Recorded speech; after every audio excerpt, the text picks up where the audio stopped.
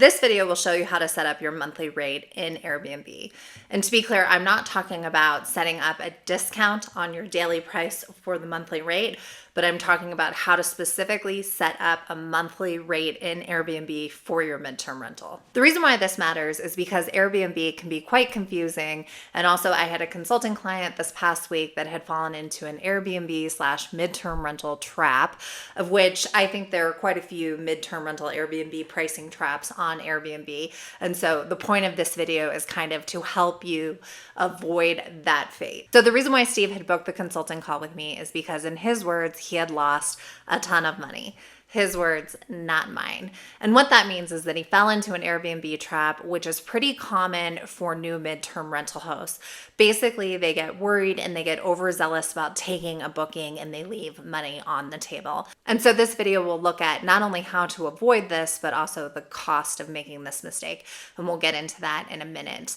And the reason why I'm clarifying that those are his words and not mine are that, yes, he lost a little money. He left a little money on the table. But in real estate, when you lose a little money or you leave a little money on the table to learn a lesson, that is a cheap mistake to make, and it's one that we should embrace.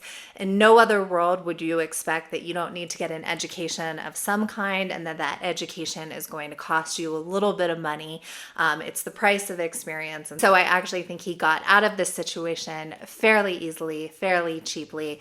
And my hope with this video is that you won't even have to make that mistake or pay that price because you'll learn from Steve's mistake.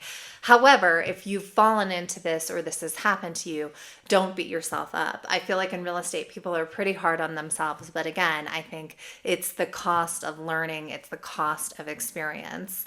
As a quick aside from my own experience, when I was a brand new buyer's agent, I didn't put in the contract all the appliances that were supposed to be on site. And so when it came the day for the walkthrough, the day before the close, we went to the house and there was no refrigerator. So the seller was savvy. They ended up listing the refrigerator on Facebook Marketplace and selling it the week before.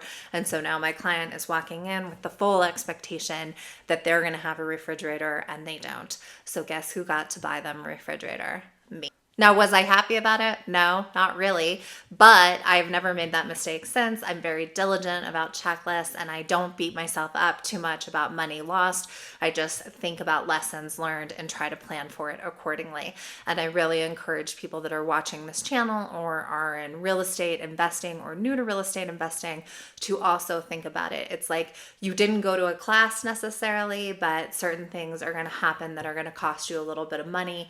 Don't be too hard on yourself. Just learn and do better next time. Let's talk about Steve's specific mistake.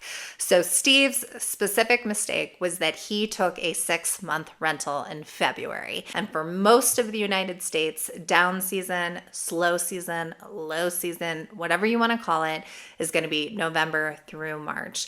And what I mean by most of the United States is that I mean you have winter November through March. So if you're in Florida or Arizona or something, then you might be reversed. That might be your high season. But in Colorado, on the East Coast, in the Midwest, it is going to be your slow season. And as a rule of thumb, your slow season commands 20% less in rental prices. So you don't want to give someone that 20% discount starting in February and then having it carry all the way February, March, April, May, June, July. You don't want it to carry from February all the way through July on those February prices. Before I get into the math part of this video, which typically math is not something I consider fun. However, it is distinctly more fun when it's money in your pocket or more money in your pocket. I would like to ask you to give me a like if you feel like you're learning something. And also if you're looking for consulting, I have 1-hour packages to 6-hour packages to a package that is a blend of mentoring and consulting, and then also me setting up your listing across your platforms. And my hope with the consulting is that you have a one-to-one custom session where you get to ask me specific questions and we review and drill down on your property versus a one-size-fits-all video course or something else.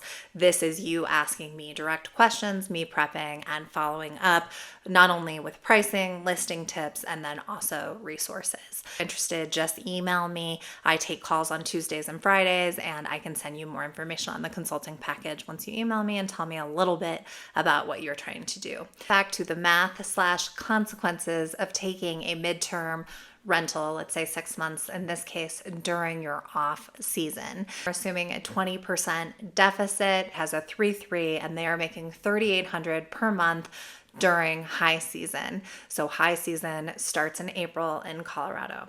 Now, during low season, they're charging about 20% less, which is $3,080. So 80% of 3,800 is 3,080. So during low season, they're taking 3,080 per month. During high season, they're taking $3,800 per month at a rate of $3,080 per month, and it's going to carry through July. So just quick math, they're going to make $760 less per month, and for that stretch from February to July, they're going to walk away with a total of $18,240.